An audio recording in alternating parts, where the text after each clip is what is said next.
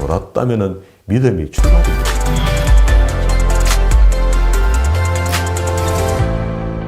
오늘도 하나님께서 저와 여러분에게 주시는 말씀은 누가복음 9장 21절 이하의 말씀을 통하여 제자의 자세를 보라 하신다는 말씀의 제목으로 하나님의 말씀이 전거될 때에 하나님의 목적, 하나님의 계획, 하나님의 뜻이 잘 들려져서 그 말씀에 순종할 때 주시는 참복을 마음껏 누리시는 저와 여러분 되기를 주의 이름으로. 지난 시간에 이렇게 봤던 말씀들 잠시 돌아보면은요, 8장 이전에 비유가 한 3개 있었고요, 8장 이후로 보면은 4번째 비유가 등불의 비유가 있었습니다.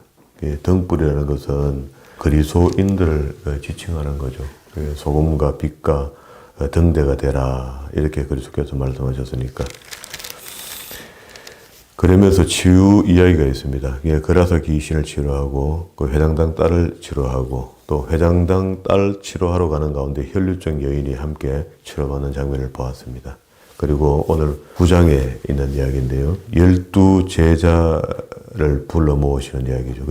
그래서 9장에 봤을 때 12 제자를 모으고 이제 파송 설교를 했습니다. 그때에 9장 3절에 이르시되 여행을 위하여 아무것도 가지지 말라. 지팡이나 주머니나 양식이나 돈이나 두 벌 옷도 가지지 말라. 어느 집에 들어가든지 거기서 유하다가 거기서 떠나라. 누구든지 너를 영접지 아니하거든 그 성에서 떠날 때에 너희 발에서 먼지를 떨어버리라. 저희에게 증거를 삼아라. 이렇게 했습니다. 저는 이 말씀을 읽을 때마다, 5절의 말씀을 읽을 때마다 이런 것도 영적인 내용들이 포함되어 있거든요. 그래서 이거다 저거다 말은 할 수 없지만 우리가 신앙생활하는 가운데 사람이 가져야 될 품성들이 있습니다. 그게 믿음의 품성이 있거든요. 그래서 그것도 하나님이 보시기에 언짢은 품성들이 내게서 나타나면 내가 자제해 줘야 돼요. 조정해야 됩니다. 그것까지 어떻게 성경이 A는 A고 B는 B 이렇게 안 가르치거든요. 그러면 이런 부분들에 대해서는 이거 내가 조심해야 되겠다. 자신이 스스로 생각해 봐도 이거는 이렇게 생각하면 안 되겠다 하는 그런 모습이 있거든요. 그런 모습들은 스스로 그걸 찾아내서 조심해야 됩니다. 그리고 이제 7절에 와서는요, 헤롯과 예수님에 대한 안 좋은 소문들이 쭉 이어지고 있고요. 그리고 또 베드로의 신앙 고백이 따라가고 9장 21절에 와서는 순환을 예고합니다. 이게 마태복음에는 순환을 미리 이야기 그리스도께서 해주실 때 4번에 걸쳐서 했는데 누가복음 속에는 한 3번 정도 하는 것 같아요. 자, 이러한 이야기들이 앞에 있고 오늘 읽었던 본문의 말씀은 제자의 자세입니다. 이 제자의 자세가 23절과 27절에 있는 말씀이, 비슷한 말씀이 57절과 62절에 가면 또 있어요. 여기도 보면은 길 가실 때에 혹이 여짜고 어디로 가시든지 저는 쫓으리다. 예수께서 가라사대 여우는 굴이 있고 공중에 새도 집이 있으되 인자는 머리 둘 곳이 없다. 그래도 따라올래. 이런 말이거든요. 그리스도께서 이 땅에 오셨을 때 편하게 잘 지내신 분이 아니잖아요. 그랬을 때에 예수께서 가라사대 이렇게 말씀하시니까 59절에 또 다른 사람에게 나를 쫓아라 하시니 그가 가로되 나로 먼저 가서 내 부친을 장사하게 허락하옵소서. 이렇게 이야기했어요. 이건 세상의 위치로는 아주 맞는 이야기입니다. 부모가 죽었으니 슬퍼하고 장례를 치러야 되는데 지금 제자의 길을 가야 됩니까? 이렇게 묻는 거잖아요.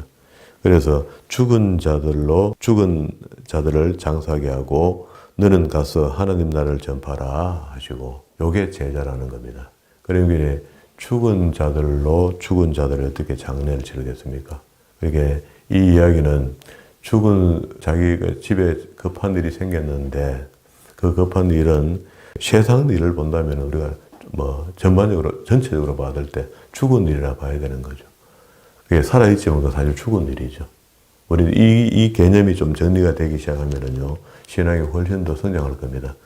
이게 사람 제가 살아 움직이는데 저 사람 죽었다 내가 갈 수는 없지만은 세상에 돌아가는 모양을 보니까 다 우리가 살아야 될, 기독교인들이 살아야 될 품성은 세상에 대해서 죽으면 산다 이렇게 그리스도께서 가르치셨기 때문에 세상에 대해서 좀 관대하고 여유가 있고 좀 넉넉했으면 좋겠다, 그런 표현인 것 같아요. 그래서 제자가 된다는 것은 우리가 말이 쉬워서 전부 다 제자 이렇게 이야기하지 제자가 쉽지 않습니다. 우리가 다, 저는 성도로만 살아도 족하다 생각해요. 이게 제가 만약에 다시 평신도로 돌아갈 수는 없겠지만 평신도가 된다면은 그저 목사 같은 평신도, 장로 같은 평신도로 그냥 살겠습니다. 그게 얼마나 더 폼이 나고 낫겠나 싶어요. 목사가 목사같이 사는 게 무슨 자랑이 됩니까? 집사가 집사같이 사는데 무슨 자랑이 되겠어요? 그런데 직분이 없고 교회에 아무런 이유가 없는데도 불구하고 그리스도인의 삶을 살고 있다면 그만큼 아름다운 모습이 있을까요? 그게 바로 거룩한 성도입니다. 그게 하나님께 구원함을 받았다 하는 것은 내가 구별받았다는 거잖아요. 구별받은 삶을 살아드리는 거잖아요. 얼마나 모양이 반듯합니까? 사실은 교회 안이 다 그렇게 돼야 되거든요. 여기 와서 누가 기저귀를 합니까? 누가 잘났다 못났다 할 곳이 아니잖아요. 그냥 와서 서로 섬길 수 있는 연습하다가 그 연습된 것을 가지고 세상에 나가서 더 많이 섬기려고 노력하며 살다가 잘 안 되더라 하면 와서 또 배워서 나가고 요게 맞는 거죠. 근데 우린 그게 잘 안 되는 것 같아요. 지난 시간에 우리 앞에 보지 못했던 7절부터 봐야 됩니다. 본붕왕 헤롯이 9장 7절입니다. 이 모든 일을 듣고 심히 당황하여 하니 이는 혹은 요한이 죽은 자 가운데서 살아났다고도 하며 혹은 엘리야가 나타났다고도 하며 혹 예선자 하나가 다시 살아났다고도 함이라. 그래서 헤롯이 예수님에 대한 소문을 듣기 시작한 겁니다. 조금 전에 세례 요한을 죽였거든요. 세례 요한이 죽고 난 뒤가 되니까 예수님께서 동생의 사역이 시작되기 시작합니다. 기적과 이적이 막 나타난다. 소문을 듣고 나니까 헤롯이 좀 불안해졌어요. 야, 저거 혹시 내가 지난번에 죽었던 세례 요한은 거기 살아난 건가? 이런 불안함이 생긴 겁니다. 그래서 그걸 묻는 겁니다. 9절에 헤롯이 가로되 요한은 내가 목을 베었거늘 이제 이런 일이 들리니 이 사람 누군고 하며 저를 보고자 하더라. 자, 요 헤롯의 궁금증이 결국 그리스도의 공생의 시작을 천명해 주는 겁니다. 이제 좀 높은 사람이 한마디 해야지 듣기는 거거든요. 그래서 그리스도의 공생애가 시작되니까 한 봤으면 한다 그런 말을 했습니다. 그리고 10절에는요.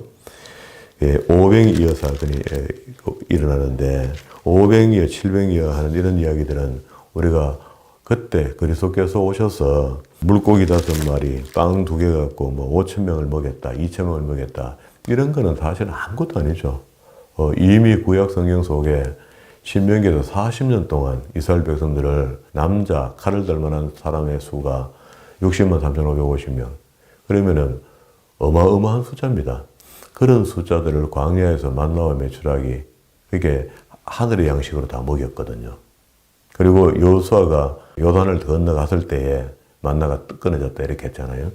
그러면은 하나님께서 훈련시켰을 때는 훈련소 소장님이 책임자가 그 나라 임금이 거기 들어온 훈련생들을 먹여야 될 거 아닙니까? 원리입니다, 원리. 그게 내가 하나님 나라 들어가 있으면 하나님 주시는 양식을 먹고 하나님 나라에 포함되어 있지 않으면 내가 버려 먹어야 되는 거라. 원리가 그렇거든요. 그런데 우리는 하나님 나라 들어가도 내가 버려 먹고 살아야 되고 내 건 내가 챙겨야 되고 이런 어떤 심리가 작용되면서 신앙이 자꾸 약화되는 거죠. 이 오병이의 기적들을 읽을 때는 그런 말씀들을 기억했으면 좋겠습니다. 사도들이 돌아와서 자기들의 모든 행한 것을 예수께 구한데 데리시고 따로 베세다라는 고을로 떠나가셨으나 무리가 알고 따라왔거늘 예수께서 저희를 영접하사 하나님 나라의 일을 이야기하시며 병 고칠 자들은 고치시더라.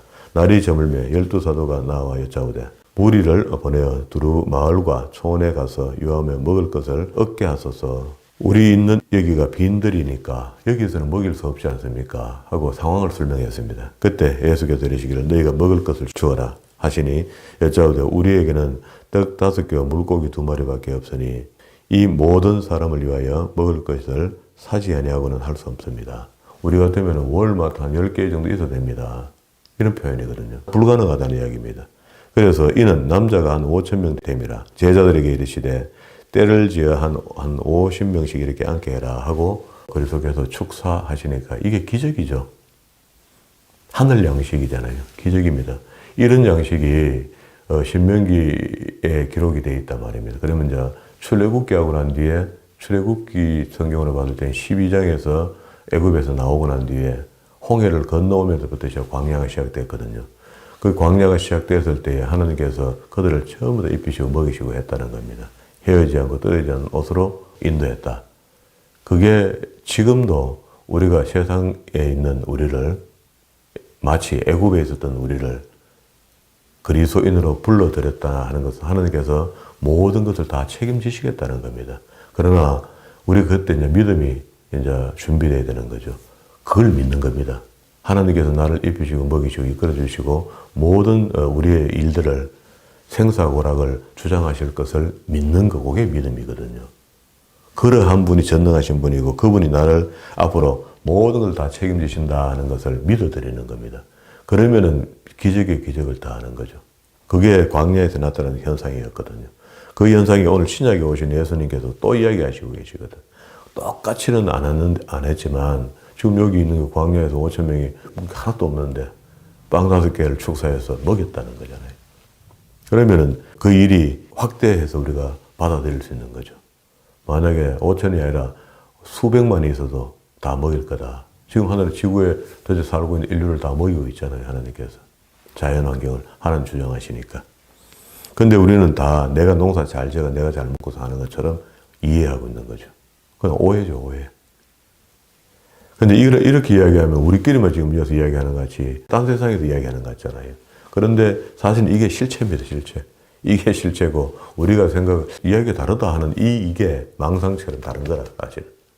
근데 정상이 비정상이 되고 비정상이 정상이 된 그런 상황에서 계속 우리가 살고 있는 겁니다.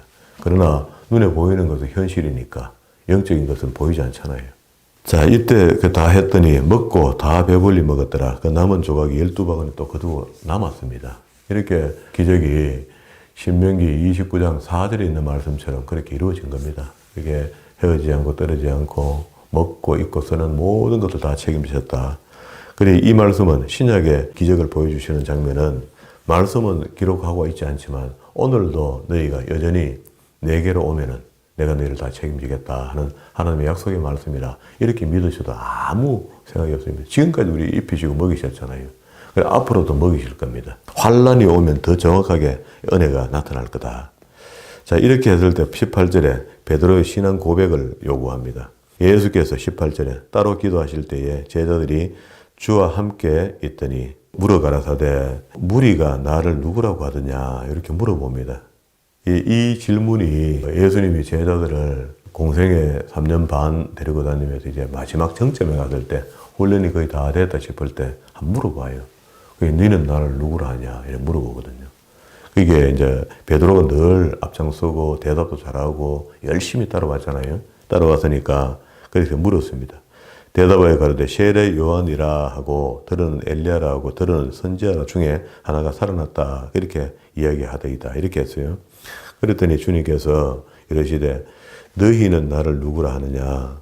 베드로가 대답하여 가로되 하나님의 그리스도시다. 뒤에 요한복음에 보면은요 12사도 중에 하나인 한 분이 이렇게 이야기하죠. 주는 살아계신 하나님의 아들이다 이렇게 이야기하거든요. 그러면 여기에는 하나님의 그리스도시다 하는데 이게 좀 어설픈 것 같아요. 그러니까 하나님의 기름 부음 받은 자다, 메시아다 이 말인데 그게 베드로가 고백하긴 했는데 조금 명쾌하지는 않은 것 같아.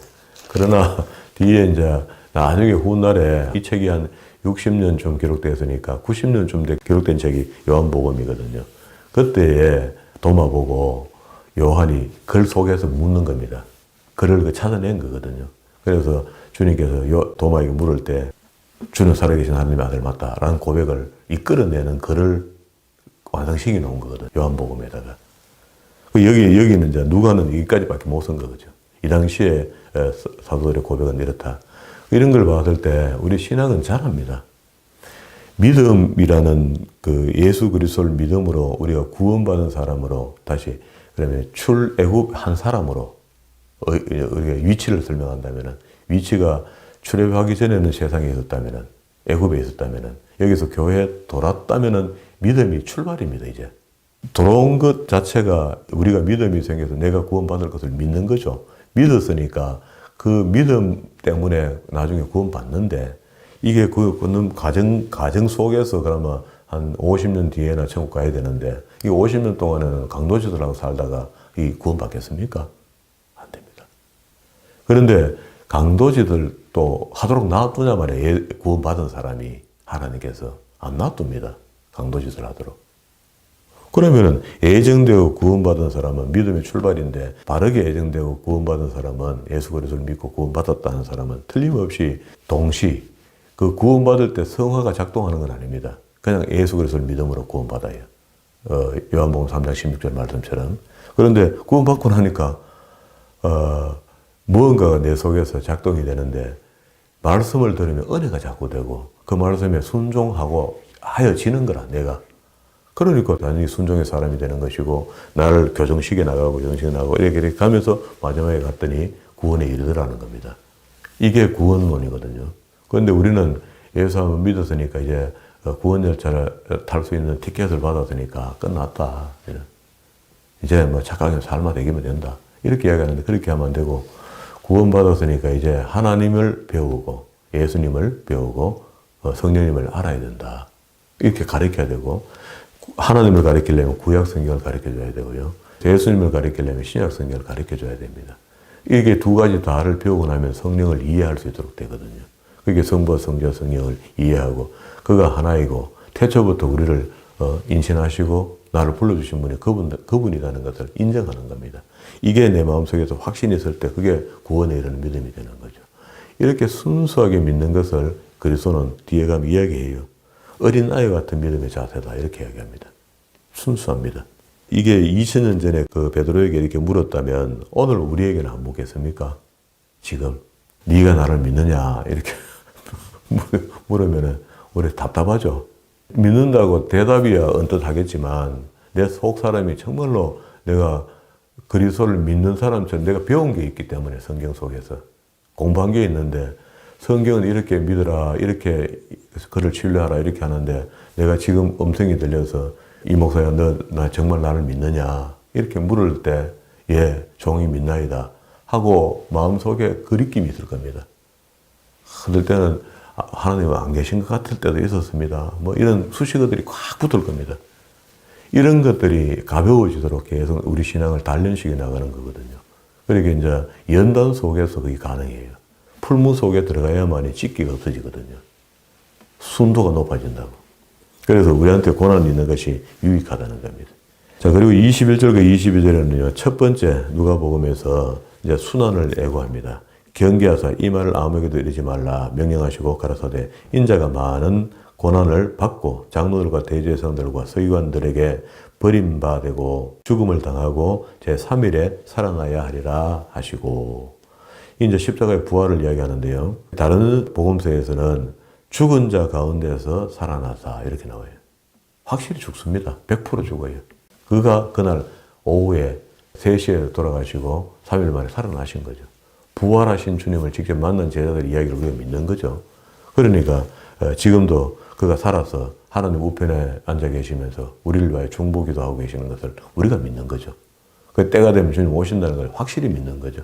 그리고 이제 오늘 읽었더니 본문의 말씀 제자의 자세인데요. 자, 이런 의미에서 우리가 진짜 제대로 된 제자의 자세가 어떤 자세냐. 아까 여기서 57절과 62절에도 제자의 자세가 있다고 그랬는데 뒤에 이야기하는 제자의 자세는 우리의 그 능동적인 자세를 이야기합니다. 내 제자가 되면 주님이 집이 없는데 우리가 집이 있다는 게 그게 참 언감생심 아닙니까?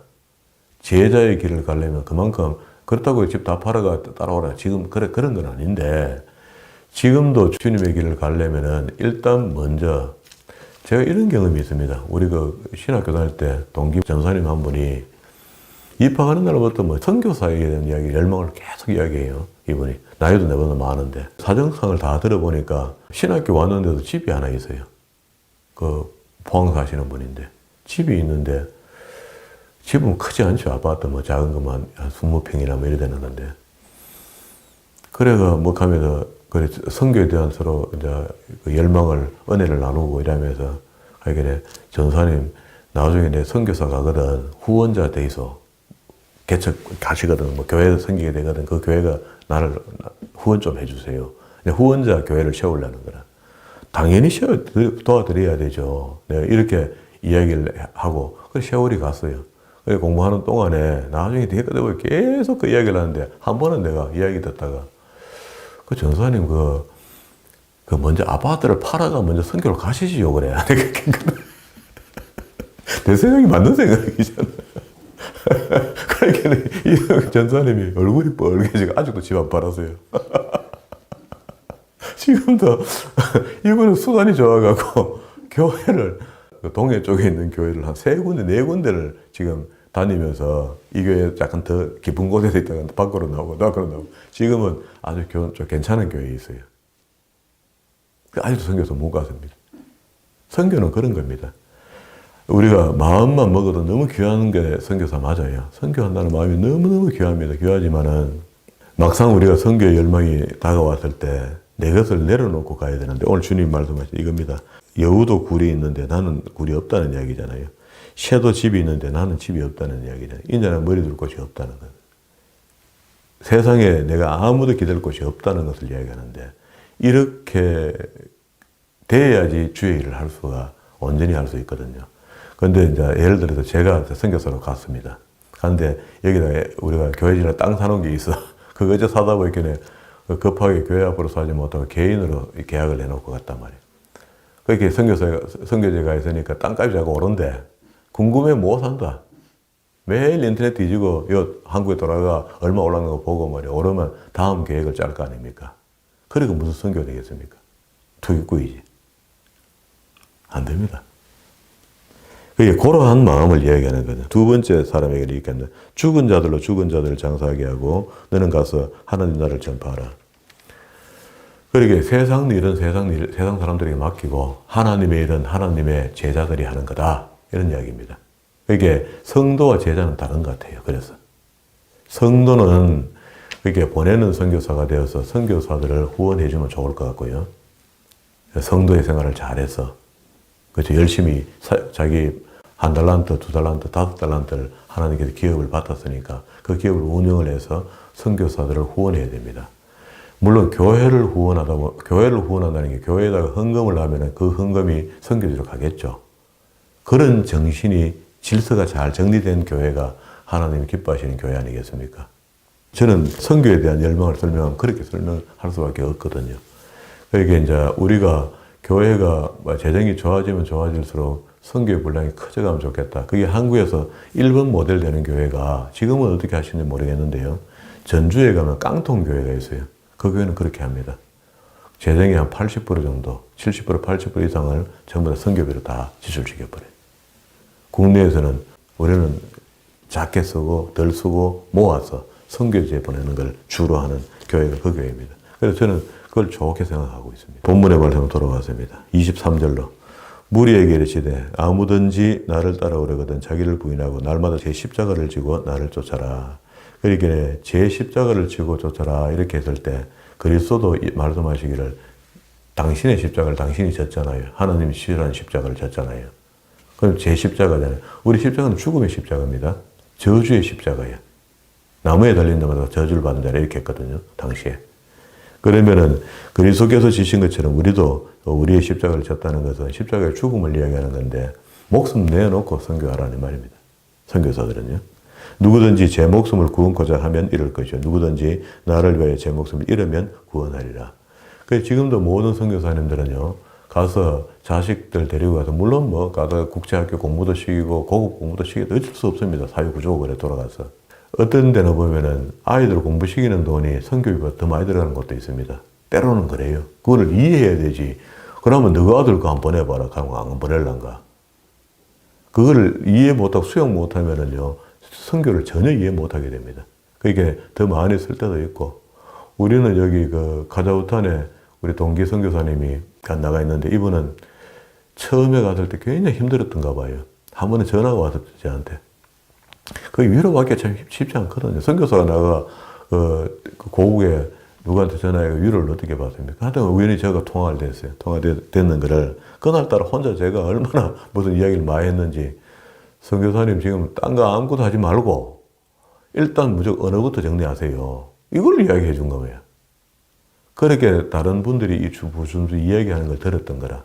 뭐 선교의 실적 같은 거, 와 아무것도 안 하고 있노, 뭐 이런 소리를 들었던가 봐요. 그런데 저는 통화했는데 입 다물고 선교비 그가 막 그대로 다 쓰면서 언어만 공부해, 언어. 최소한 3년은 언어 공부하라 한다 안 하나. 이 땅으로 공부해라. 이렇게 했더니 막 위로가 되는가 봐요. 막 사모님이 옆에서 봐라 내가 안 카드나 하면서 막 기뻐하는 거라. 그래 내가 이 내용을 이제 이해하겠는 거라. 이 선교사님이 괜히 힘들었던 거라. 선교비 들어오니까 선교비는 쓰는데 선교는 진행이 안 되고 있고 말이 안 되는데 뭐 됩니까? 그래서 아무 앞도 뒤도 없이 저는 대놓고 하나님이 제 입을 열어준 거죠. 그게 선교사님이 그 위로를 받고 지금 잘 계십니다. 지금은 그쪽 신학교에 교수로 나가 있어요. 교수로. 올해 초부터. 그래가 그 교수로 나가게 됐다니까 또 긴급하게 저한테 연락이 와갖고 목사님 자료를 좀 줘야 됩니다. 그 자료 딴 거에서는 제 책 그것만 잘 설명하라고. 그거 설명하면 됩니다고. 딴 사람은 그거 들으면 신기하거든요. 그 책을 잘 설명해 주면은요. 교본 그거만 하면 됩니다. 이렇게. 그렇겠죠. 하면 근데 그렇게 해요. 지금 잘하고 있습니다. 사람이 만일 온천을 얻고도 자기를 잃으면 잃든지 빼앗긴지 무엇으로 유익하리요. 누구든지 나와 내 말을 부끄러워하면 인자도 자기와 아버지의 거룩한 천사들의 영광으로 올 때에 마지막 심판날이죠. 심판날에 우리를 부끄러워하면 어떻게 됩니까? 그럼 지옥 가 있습니다. 이게 원리입니다. 원리. 천국 갈 사람이 원리고 우리의 마음의 자세가 돼야 되고 우리가 이 땅에서 아무리 훌륭한 사업가가 되어 잘 다 가졌다 하더라도 만약에 하나님을 놓았다면 다 놓은 겁니다. 없는 겁니다. 아무것도 안 지은 겁니다. 그러니 지금 가지고 있는 것, 이거 가지고 있는 붙들고 있는 것과 그리스도를 붙들고 있으면 다 가진 것 맞습니다. 그런데 이걸 갖다가 이제 운영을 잘하면 되겠죠. 1달란트, 2달란트, 5달란트 받은 사람처럼 지혜롭게 해야 되는 거죠. 내가 참으로 너희에게 이르노니 여기 섰는 사람 중에 죽기 전에 하나님 나라를 볼 자들도 있다. 갑자기 또 27절의 말씀을 하니까 그럼 주님 금방 오신단 말인가? 심판이 된단 말인가? 이랬는데 그게 아니고 변화산 사건을 이야기했습니다. 28절에 이 말씀을 하신 후 8일쯤이 되어 예수께서 베드로와 요한과 야고보를 데리시고 기도하시러 산에 올라가실 때 기도하실 때 용모가 변하고 그 옷에 휘어져 광채가 나더라. 문득 두 사람이 예수와 함께 말하니 하나는 모세고 하나는 엘리야고 영광 중에 나타나서 장차 예수께서 예루살렘에서 별세하심을 말씀하실세. 야, 이게 진짜 하는 이야기다, 그죠? 그런데 이때 제자들은 건너서 듣겨도 이게 무슨 소리인지 모릅니다. 이해가 잘 안 되죠. 그러니까 여기 21절과 22절에 있는 이게 앞으로 내가 죽었다가 다시 살아나야 될 것이다 이야기해도 이게 무슨 이야기인지 몰라요. 다른 책을 보면 모르거든요. 32절입니다. 베드로와 및 함께 있는 자들이 고나에 졸다가 아주 깨어 예수의 영광과 및 함께 선 두 사람을 보더니 졸다가 눈을 비벼서 이제 봤다는 겁니다. 두 사람이 떠날 때에 베드로가 예수께 여짜와 주여 우리가 여기 있는 것이 조사오니 우리가 초막셋을 지을 때 하나는 주를 위하여 하나는 모세를 위하여 하나는 엘리야를 위하여 하사이다 하되 자기 하는 말이 행술수술하는 말이야. 비몽사몽간에 보고 비몽사몽간에 입에서 나오는 대로 그냥 베드로가 성격이 좀 그렇잖아요. 말이 좀 앞서잖아요. 막 이야기한 거야. 이야기하는데 우리는 보세요. 모세를 위하여 주를 위하여 엘리야를 위하여 세 채를 짓겠다는데 자기 집은 없잖아. 그렇게 아무 생각이 없는 거라. 하여튼 어쨌든 안 가시고 다 여기 계시면 어떻겠나. 그게 모세도 주님을 좀 도와주고 엘리야도 좀 도와주고 이렇게 하면 좋겠다. 선한 마음으로 그렇게 한 것 같아요. 그렇게 자기 하는 말을 자기가 알지 못하더라. 이 말할 쯤에 구름이 와서 저희를 덮는지라. 구름 속으로 들어갈 때에 저희가 무서워하더니 주님이 여기 지금 요 모습 요대로 변화된 모습도 보여줬고 성천하는 모습도 지금 또 보여주고 있죠. 그런데 마지막 날에 감년산에서 성천하시는 모습이 구름 타고 올라가시는 모습, 요 모습이거든요. 그러면 그 모습 그대로 다시 온다 했으니까 오시는 모습을 우리가 언젠가 뵙게 되겠죠. 우리는 죽었다고 못 뵙는 게 아니고 죽었다가 주님 오시는 그날에 우리 육신과 영이 다시 만날 때 휴거의 몸으로 바뀔 때 주님을 바라볼 수 있는 겁니다. 딱 이대로 보게 되어 있습니다. 그리고 구름 속에 소리가 나서 가로되 이 말이 또 나왔습니다. 이게 처음에 그 세례요한에게 세례받을 때 하늘에서 음성이 있어 성령의 비둘기 같은 모습으로 나타났던 음성, 그 음성입니다. 이제 나의 아들 곧 택함을 받은 자니 너희는 저의 말을 들으라 하는데 이게 베드로에게만 하신 말씀일까요? 그날 그때에 세례받을 때도 하늘에서 음성이 있었고 거기 함께 했던 사람들이 다 들었을 때 그거는 그냥 증명해 준 거고 다 들었으니까 증명해 준 거고 예를 들어서 시지동 지역에 있던 사람이 학성기로 말 한마디 했던 한마디를 시지동 사람들은 학성기에 듣겠죠. 민방위 훈련할 때 때는 큰 학성기로 이야기를 하면은 듣는데 지금은, 그러니까 여기는 지금 어떻습니까? 그러면은 이 말씀은 선포가 된 거죠. 선포가 됐고, 기록이 됐고, 오늘 기록된 말씀을 우리가 읽으니까 오늘 내게 주시는 말씀이 되는 거죠. 그가 구름 속에서 소리가 나서 가로되 하나님의 음성이 들린 겁니다. 그리스도에 대한 지칭을. 이는 나의 아들 곧 택함을 받은 자니 너희는 저 말을 들으라. 그러니까 그리스도께서 하신 모든 말씀을 들으라. 그렇게 하나님 아들이시기도 하지만 하나님 아들 하나님이시기도 하잖아요. 그가 우리에게 보여서 성령을 보내주신 분이잖아요. 그러면은 주의 말씀이 진리가 되는 겁니다. 진리라는 것은 하나님의 말씀이라 이야기하잖아요. 하나님의 말씀이라는 것은 창세기부터 계시록까지 전체의 말씀만 말씀이지 여기다 더 보태고 덜 보태고 하면 안 돼. 빼지도 못하고 더하지도 못하도록 되어 있습니다. 그런데 우리는 다른 많은 이야기들을 듣고 우리 신앙의 생활을 정진을 하기 위해서 도움을 좀 받으려고 하긴 하지만 부족해요. 안 됩니다.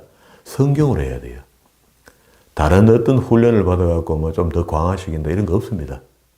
성경만 가지고 성경을 가르쳐 주려고 조금 의시부터 할 수 있는 어떤 도구들은 필요하겠지만 최종 끝에 가서 무슨 성경입니다. 성경을 읽어서 은혜 받도록 도와줘야지만이 그게 온전한 무기가 될 수 있다고요.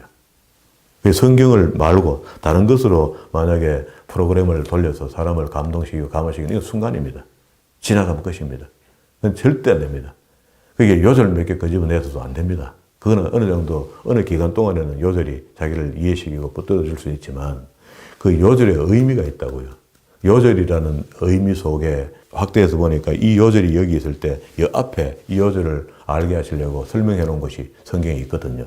그걸 이해해야 되고 또 이 요절의 결론이 뒤에 가니까 또 있더라. 하면 그걸까지 다 알아야지 그 요절을 이해하는 거잖아요. 전과 후를 봤을 때 그 요절이 어떤 의미를 갖고 있는가까지 이해가 됐을 때 말씀이 이해됐다는 이야기거든요. 그러면 그 말씀에 순종하는 거지.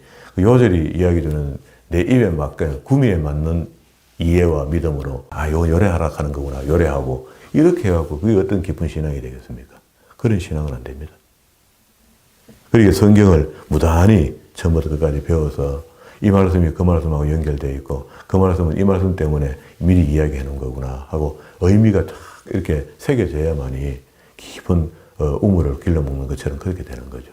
우리가 오늘 여기 온 택함을 받은 자니 너희는 저의 말을 들어라. 그리스도의 진리의 말씀을 들어라.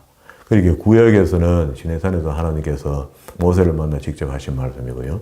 신약에서는 산에 올라앉아서 제자들을 불러 그게 황금줄을 설명했죠. 그게 복음의 많은 말씀 중에 압축해서 마태가 기록한 거 5장, 6장, 7장의 말씀이 우리한테 딱 교훈이 되는 겁니다. 요거와 시내산의 계시와 딱 정리해 보니까 성경 66권이 한눈에 드러나 보이더라. 그런 이야기 아닙니까? 그렇게 보여져서 우리가 그걸 설명하고 그걸 배우고 있지 않습니까? 소리가 그침에 오직 예수만 보이시더라. 제자들이 잠잠하여 그 본 것을 무엇이든지 그때에는 아무에게도 이르지 아니했다. 이건 비밀에 갖다 보셨다. 비밀로 하락하는 것도 아니야. 이게 너무 엄청난 일이고 엄청난 소리를 들었기 때문에 어찌 할 수가 없었고 그게 제 말을 들으라 했으니까 입 다물고 들어야 되지. 주님께서 말하시는데 우리가 계속 말할 수 없잖아요. 그래서 이 공부가 다 끝나고 난 뒤에 주님 가시고 난 뒤에 보니까 그때 하나님께서 그가 진리라고 이야기했구나. 나중에 요한은 그걸 보고 그리스도를 보고 참빛이라 하죠. 그가 일찍이 왔다. 60년 전에 오셨다. 그가 참빛이다. 옛 계명이 바로 그분이다. 이렇게 이야기하죠. 그리고 37절과 43절에는요. 귀신 들린 이야기합니다. 이 이튿날 산에 내려오시는 큰 무리를 맞을세 무리 중에 한 사람이 소리질러 가로되 선생님이 청컨대 내 아들을 돌아봐 주옵소서. 이는 내 외아들인데 그게 이때는 외아들이 귀합니다. 다산시대니까 결혼하면 10명씩 유대인들은 뭐 12명 이상도 다 놓거든요. 그래 놓는데 여기 지금 하나 굉장히 어렵죠. 귀신이 저를 잡아 졸지에 부르짖게 하고 경련을 일으켜 거품을 흘리게 하며 심히 상하게 하고야 겨우 떠나가나이다. 왔다 갔다 한다 이 말이죠. 왔다 갔다 한다는 것은 갔을 때에 기회가 있는 겁니다. 저는 제가 봤을 때 그래요. 귀신의 문제는. 귀신은 우리에게 돌았다가 나갔다가 합니다. 돌았다가 나갔다. 역사하는 것 같아요. 그러면은 나갔을 때 그 빈자리에다가 뭘 채워야 되는 거라. 7 귀신을 더 데리고 온다 하잖아요. 한 귀신이 쫓아보냈더니 7 귀신이 더 들어온다. 그러니까 그 빈 자리에다가 하나님의 진리 빛을 채워놔야 되지. 그래서 우리가 귀신이 들었다가 나갔다 하는 이런 사람들을 한 번 귀신 쫓아보냈다고 해서 다 나았다 하고 돌아보내면 100% 다시 그 병에 또 걸립니다. 그러니까 그건 안 되는 이야기고, 제가 경험한 예로 같으면 쫓아보냈다면 반드시 그 사람을요, 평생 동안 하나님 말씀을 가르쳐 줘야 돼요. 우리가 말씀을 들으면 말씀을 지우는 사단이 와서 계속 지운다 하잖아요. 지우기 때문에 그 말씀이 자꾸 비워집니다. 비워지기 때문에 생사람도 그럴 판에, 그렇게 영이 약해서 사단이 들락날락 하는 그런 영 같으면 얼마나 더 들락날락 잘하겠단 말이에요. 더 잘 지우겠단 말이에요. 그래서 귀신의 문제를 해결하려면요, 귀신이 돌았다가 나간 그 자리에다가 진리를 안 채워놓으면 절대 그 자리는 치료될 수 없습니다. 그러면 그 길이 나 있기 때문에 또 옵니다. 또 오는데 하나가 오는 게 아니고 7을 더 데려온다고 성경은 이야기하니까 전보다 더 심하게 된다. 이렇게 했습니다. 40절, 당신의 제자들에게 내어 쫓아주기를 구하였으나 저희가 능히 못하더이다. 예수께서 대답하여 가라사대 믿음이 없고 패역한 세대여, 내가 얼마나 너희와 함께 있으며 너희를 참으리요. 내 아들 이를 데려오라 하시고 그때에 귀신이 울어뜨리고 심한 격리를 일으켜 하시느니라. 예수께서 더러운 귀신을 꾸짖으시고 아이를 낳게 하사 그 아비에게 도로 주시니, 지금 그리스도께서 하셨죠. 그리스도께서 하셨는데 그리스도께서 하시는 일이 하나님이 하시는 일이다. 귀신을 쫓아보내고 죄를 사하시는 이런 일들은 전부 다 하나님이 하시는 일이라고 믿거든요. 믿는데 하나님의 위엄에 놀라니라. 그러니까 하나님의 위엄이 그리스도를 통해서 나타났다라고 그렇게 봤던 것 같아요. 그러면 이제 요 일에서 귀신 쫓는 문제에서 했던 일이 41절의 이야기인데, 믿음이 없고 믿음이 없으면 귀신 쫓아보내지 못한다. 패역한 세대여, 내가 얼마나 너희와 함께 있으면 너희가 참으려. 그러니까 그리스도와 함께 있으면은 그리스도가 대신 다 해주면 되는데, 그리스도께서 보세요. 죽으셨잖아요. 죽으시고 난 뒤에 살아나셨다가 성천하셨잖아요. 성천하셨는데 주님께서 이런 염려들을 하셨던 것 같아요. 그래서 우리에게 보혜사 성령을 보내주신 것 같아요. 그러니까 지금은 보세요. 지금은 주님이 우리와 함께해서 이런 유가 나타나는 것이 아니고 주께서 우리에게 보내주신 보혜사 성령이 나와 내주하기 때문에, 함께하기 때문에 이런 유들이 나타나는 겁니다. 기적과 이적이 나타나는 거거든요. 각 사람마다 은사가 다 다르게 나타나지만 한 성령입니다. 제게 내주하신 성령과 집사님에게 성령과 같은 성령인데 집사님에게는 축사가 잘 안 나타났거든요. 그게 필요가 없다고 생각하신 거죠. 성령께서. 저는 목회하니까 그게 필요했던가 봐요. 그게 어느 날 나타났어요. 치유도 제가 목회하는데 필요하니까 나타나게 된 거고, 집사님은 성령께서 지혜를 줘서 사업을 하게 하신 겁니다. 달란트, 1달란트, 2달란트, 5달란트라는 기업을 주님께서 받으셔서 기업을 운영할 수 있는, 내 같은 게 어떻게 내가 사업체를 이끌고 이렇게 왔는지 나는 모르겠다. 하다 보니 이렇게 되었더라. 뭐 이런 것도 있잖아요. 하다 보면 그렇잖아요. 생각해보면 참 감사하다 생각을 그렇게 하잖아요. 그런 걸 보면은 하나님 나를 이끄신 거라. 나 같은 등신 같은 거를 어떻게 주님께서 지혜롭게 만들어 이렇게 사업가로 만들었었나. 감사하다. 이런 거죠. 그리고 두 번째 순환을 예고합니다. 저희가 다 그 행하시는 모든 일을 기이 여길새에 예수께서 제자들에게 이르시되 이 말을 너희 귀에 담아두라. 인자가 장차 사람들의 손에 넘기우리라. 요거 이제 십자가에 못 박혀 죽는다는 말이죠. 그렇게 어쨌든 하나님께서 말씀하실 때는 듣고 순종하고 행하는 데까지 나가는 사람은 복 있는 사람 맞습니다. 오늘도 똑같아요. 45절에 저희가 이 말씀을 알지 못하나니 이는 저희로 깨닫지 못하게 숨김이 되었습니다. 그게 참 희한하다, 그죠? 44절의 말씀을 이렇게 했거든요. 했는데, 다 그래요. 여기 지금 그리스도께서 하신 일에 대해서 중요한 부분에 대해서는 전부 다 지금 당장 보기는 보아도 깨닫지 못하도록 만들어 놓고, 보기는 보아도 말로 못하도록 만들어 버리고, 이렇게 놨다가 나중에 그가 가시고 난 뒤에 나중에 성경을 보면서 다 알게 된 것 같아요. 이분들이. 그렇죠. 이것도 그렇죠. 45절에. 저희가 이 말씀을 알지 못하였나니 이는 저로 깨닫지 못하게 숨김이 되었습니다. 이게 참 신기하죠. 신명기 우리 29장 한번 보고 오면 말씀이 은혜가 될 것 같습니다. 29장 한번 읽고 봅시다. 29장 4절의 말씀요. 여호수아를 통해서 모압 가나안 땅에 들어가기 직전인데 마지막으로 1차의 언약을 맺고 난 뒤에 2차의 언약을 맺었습니다. 두 번째 언약을 맺게 돼요. 1차의 언약을 맺은 사람은 광야에서 민수기 속에서 다 죽어버렸고 2세대 남은 사람들에게 29장 1절에 호렙에서 이스라엘 자손과 세우신, 요거는 시내산에서 모세와 하나님과 만나서 받은 율법을 이야기하는 거고요. 출애굽기에 있는 율법을 이야기하는 겁니다. 세우신 언약 외에 여호와께서 모세에게 명하사 모압 땅에서, 이제 가나안 땅 들어가기 직전입니다. 요단을 건너면 지나가요. 또 그들과 세우신 언약의 말씀이 이러하니라 하고 쭉 내려오다가 3절에 곧 그 큰 시험과 이적과 큰 기사를 내가 목도하였느니라. 우리가 광야에서 너희들이 다 봤잖아. 이적과 기적과. 그런데 지금도 지금 그리스도께서 하신 일을 다 보거든요. 제자들이 지금. 봤는데 모르게 안 돼요. 그러나 깨닫는 마음과 보는 눈과 듣는 귀는 오늘날까지 여호와께서 너에게 주시지 아니하였느니라. 똑같죠?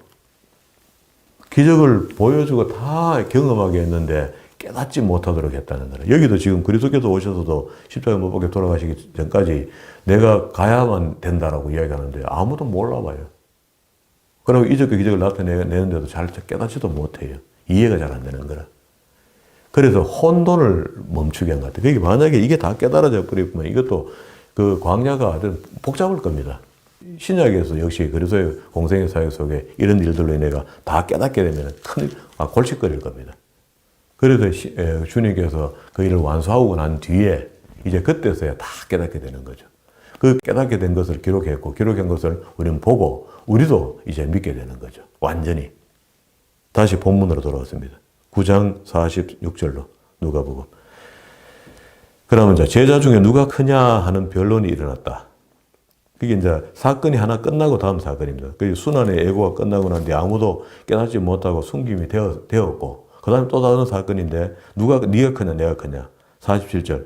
예수께서 그 마음에 변론하는 것을 아시고 어린아이 하나를 데려다가 자기 곁에 세우시고 저희에게 이르시되 누구든지 내 이름으로 이런 어린아이 하나를 영접하면 곧 나를 영접함이요. 또 누구든지 나를 영접하면 곧 나 보내신을 영접한 것이라. 보내신은 누굽니까? 하나님이죠. 너희 모든 사람 중에 가장 작은 그이가 큰 자라. 우리 생각하고 전혀 다릅니다. 그러니까 우리가 섬기는 자가 되어야 된다는 게 이런 것들이거든요. 우리보다 못한 사람이 있으면 그가 우리보다 나은 자다. 이렇게 이해하는 겁니다. 약한 자가 있으면 그보다 나보다 강한 자다. 이렇게 이해하라는 거라. 그렇게 그걸 했더니 알고 봤더니 그리스도를 섬겼더니 하나님을 섬기는 게 되는 것이고 약자를 섬겼더니 그리스도를 섬기는 게 된 것이다. 49절에 요한이 여짜오되 주여 어떤 사람이 주의 이름으로 귀신을 쫓아내는 것을 우리가 보고 우리와 함께 따르지 아니함으로 금하였나이다. 49절과 50절에는요. 우리가 기독교인으로서 신앙적 독선을 갖고 있으면 안 된다. 이 이야기를 합니다. 좀 넓혀라는 거죠. 어지간하면은요. 이단 만들어버리잖아요. 잘못된 사람을 만들어버리잖아요. 지금. 보세요. 예수께서 가라사대 금하지 말라. 너희를 반대하지 않는 자는 너희를 위하는 자니라 하시니라. 최소한 우리 종교를 이해한다 하거든 아주 가능성이 있는 사람이라 봐주면 될 것이고 우리가 봤을 때 우리 같은 기독교인이지만은 예를 들어서 뭐 구원파 사람들이 저 사람들은 다 지옥 갈 끼라 하고 지옥 가는 거 제쳐놓을 것이 아니고 그 속에서 바로 믿는 사람이 안 있겠나 하고 여분을 남겨둬도 괜찮아요. 그래서 우리는 그렇게 따라가면 안 된다. 그게 너무 우리만 하는 이 독선을 갖고 있으면 안 된다. 그리스도께서 일침을 나눴어요. 그리고 이제 51절과 56절에 있는 이야기, 이 이야기 우리가 마치겠는데요.